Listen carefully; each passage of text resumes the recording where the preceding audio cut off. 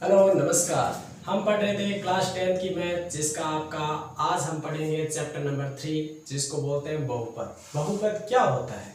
बहुपद के अंदर आपकी वास्तविक संख्या आती है और कुछ आपको पद घात या घातांक में दिया जाता है, जिसे आपको समीकरण के अंदर यदि आपसे बहुपद पूछा जाए तो बहुपद होते हैं आपके 3 प्रकार के। पहला होता है रैखिक पद, यानी कि एक घात का जो पद होता है, और दूसरा होता है द्विघात, जिसके अंदर आपकी अधिकतम घात की संख्या होती है 2, और फिर आपके कोर्स में है त्रिघात, जिसमें आपकी अधिकतम घात होती है 3। तो इसी प्रकार से आपकी कोई एक इक्वेशन बनती है, उसे हल किया जाता है। तो देखिए प्रश्न के अंदर आपका दिया गया है, तो आपकी द्विघात समीकरण इस प्रकार से होती है ax² plus minus bx plus minus c। यह है आपकी द्विघात है, जहां पर आपका a, b और c ये क्या है, आपकी वास्तविक संख्या है, जिसके आप बोल सकते हो रियल नंबर। वास्तविक संख्या कौन सी? a, b व c। इनका मान आपका निश्चित रूप से ये याद रखना है आपको, द्विघात समीकरण में, यानी कि ये आपकी जो द्विघात है, अधिकतम घात की संख्या 2, उसके पश्चात x पे घात आपका 1 और c आपका होता है अचर पद, यानी कि इसके ऊपर कोई भी घात नहीं होती है। तो इसी प्रकार से आपका a का मान याद रखना है, कभी भी 0 नहीं होता है, a नॉट इक्वल 0 होता है, यानी कि a का मान शून्य नहीं होना चाहिए। यह आपकी इक्वेशन बनती है। यह होते हैं इनके गुणांक, जो आपको गुणांक पूछा जा रहा है। तो x² के पास में होता है, x² किसके साथ में गुणा हुई है, तो वो आपका पद है a। इसी प्रकार से x के साथ में जो गुणा होती है वो होता है, उस पद का मान होता है b, और जो आपका अलग पद बचा हुआ है c, तो यहाँ पर c आपका क्या है, अचर पद है। यानी कि कहने का अर्थ यह है कि यहाँ चाहे आपका प्लस आए या माइनस में, आपकी ओनली फॉर अंक की संख्या आएगी, यानी कि गणित की ही संख्या आएगी, जिसमें आपका अंग्रेजी का शब्द यहाँ पर प्रयोग नहीं होगा बहुपद में। तो अब आपको याद ये रखना होता है, इसमें यहाँ प्लस या माइनस का चिन्ह मैंने इसलिए यहाँ पे लगाया है, क्योंकि यहाँ पे आपका माइनस या प्लस के रूप में आ सकता है। आप इसको ये भी बोल सकते हो x² का गुणांक और x का माइनस x का गुणांक, यह आपके इन प्रश्नों में सूत्र में काम आएंगे, जिसमें आपको क्या करते हैं, दो शून्यांक ज्ञात करना होता है, जिसे हम मूल भी बोल सकते हैं। यानी कि आपके एक समीकरण के गुणनगण करने पर आपके जो उत्तर प्राप्त होंगे, आप द्विघात पढ़ रहे हैं तो इसके गुणनगण आपके होंगे 2। और इसी प्रकार से तो यहाँ पे आपका एक सूत्र होता है, शून्याकों का योग अल्फा प्लस बीटा, यानी कि जो आपके दो मूल या फिर शून्याक प्राप्त होंगे, उसको हम एक को अल्फा लेंगे, एक को बीटा मानेंगे, यानी कि दो अलग अलग पद मानेंगे। पहला पद का जो आंसर आएगा उसको अल्फा मानते हैं, दूसरे को आप बीटा मानेंगे, और इन दोनों के शून्याक का योग का सूत्र होता है बराबर माइनस का b बटा a, या फिर आप इसकी जगह लिख सकते हैं माइनस x का गुणांक बटा x² का गुणांक। यह इसका सूत्र होता है। इन दोनों में से आप कोई सा भी लगा सकते हैं। माइनस x का गुणांक का अर्थ हो गया कि x का जो पद होगा वो लेना है, और x² का अर्थ ये हो गया कि यहाँ पर जो आपका a का मान आएगा, इसीलिए इसे ये लिखा जाता है माइनस का b बटा a। इसी प्रकार से आपको एक और जांच में निकालना होता है शून्याकों की गुणा, जिसमें शून्याकों का अल्फा और बीटा की क्या की जाती है, गुणा की जाती है। तो देखिए इसका सूत्र होता है c बटा a, यानी कि आपका अचर पद बटा आपका क्या होता है, x² का गुणांक होता है। इसमें कोई भी आपका चिन्ह नहीं होता है, जो चिन्ह यदि क्वेश्चन में दिया गया माइनस का तो वो लगेगा, यानी कि इसमें फॉर्मूला में जैसे इसमें लगता है माइनस b बटा a, तो वैसे नहीं लगेगा। आइए हम पढ़ते हैं क्वेश्चन की ओर।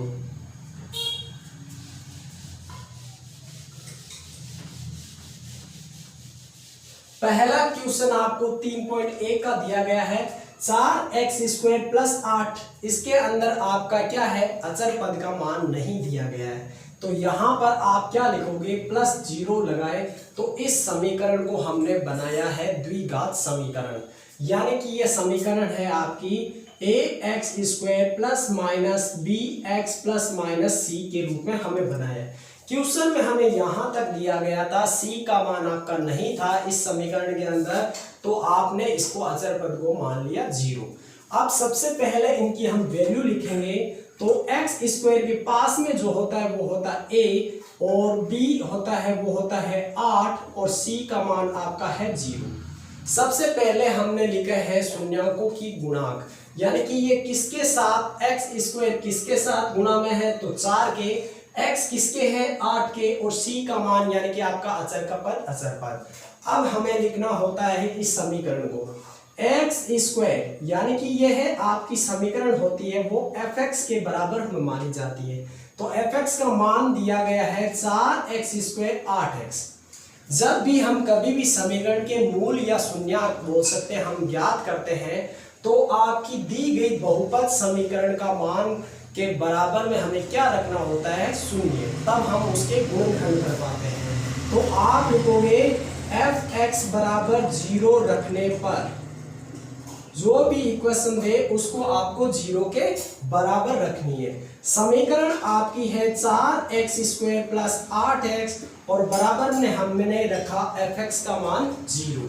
तो देखिए ये एक इक्वेशन है, इसके हम गुणनखंड नहीं कर सकते क्योंकि ऐसी समीकरण आती है तब हमें गुणनखंड संभव होता है, लेकिन यदि मैं इसको सीधा गुणा करता हूं तो ये शून्य हो जाता है। तो हम लेंगे यहाँ पर उभयनिष्ठ, जिसे बोला जाता है कॉमन। ऐसी दो संख्या आप ढूंढिए जो दोनों में क्या है, समान।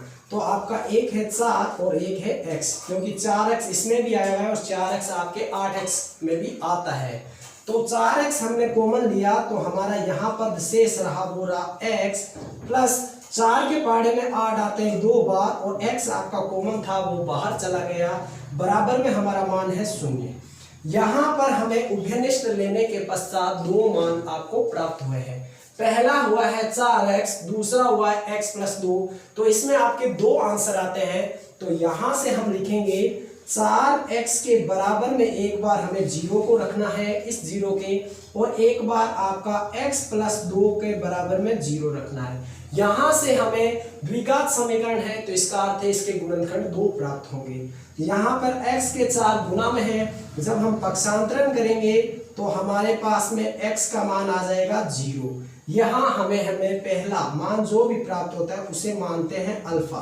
तो अल्फा का मान हमारा यानी कि पहला जो शून्यक हमें प्राप्त हुआ है उसको हमने माना अल्फा। तो आप यहाँ लिख सकते हैं तो माना अल्फा बराबर हो गया 0। इसी प्रकार से जब आपको पक्षांतरण करके हल करेंगे समीकरण में, यहाँ 2 है तो पक्षांतरण करने पर माइनस का आपको 2 प्राप्त हो गया। तो इसी प्रकार बीटा का मान आपको प्राप्त हो गया -2। ये दोनों आपके क्या कहलाते हैं, इस समीकरण के शून्यक कहलाते हैं। तो आप लिखोगे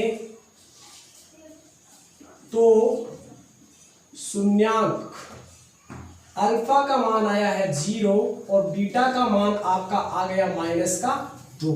यह आपके प्राप्त हुए हैं शून्यक। अब हमें इस समीकरण में बोल रहा है कि शून्यक में गुणांकों के बीच में आपको संबंध बताना है। संबंध का अर्थ होता है इनकी जांच करना। यदि दोनों पक्षों में बाएं और दाएं पक्ष दोनों का मान यदि समान है तो यह आपका आंसर राइट माना जाएगा, अन्यथा रॉन्ग होगा। तो देखिए हमने अल्फा और बीटा माना है तो हम लिखेंगे जांच। जांच में आपको लिखना है सबसे पहले शून्यकों का आपको क्या करना है, योग करना है। जो आपको दो शून्यक प्राप्त होते हैं उन शून्यकों को आपको क्या करना है, योग। तो आपका योग का अर्थ ये हो गया कि अल्फा और बीटा को क्या करना है, जोड़ करनी है।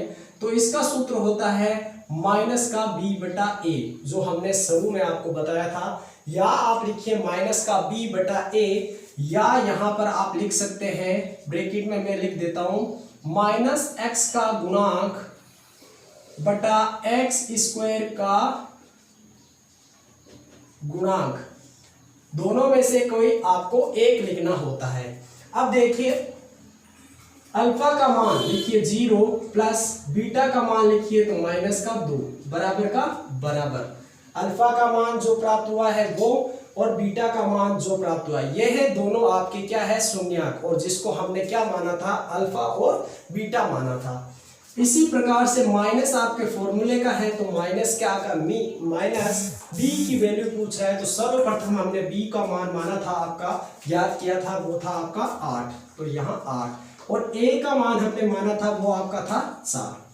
बी और ए का मान जो आपके शून्यकों की गुणा में था वो लिखना है। अब देखिए माइनस में 0 के अंदर -2 जोड़ा गया तो आपका आंसर प्राप्त हुआ 2, और 4 की पाने से 8 को काटा तो 4 दुए 8। ये देखिए दोनों आपके आंसर समान आ गए, इसका अर्थ है कि आपका अभी तक सही है। अब हमें ज्ञात करना होता है शून्यकों की गुणा, क्योंकि इसमें आपको जांच में योग व गुणा दोनों बताना होता है। गुणा का मतलब अल्फा और बीटा दोनों की हम क्या करेंगे गुणा करेंगे, तो इसका सूत्र होता है C/A, यानी कि अचर पद बटा आपका x स्क्वायर।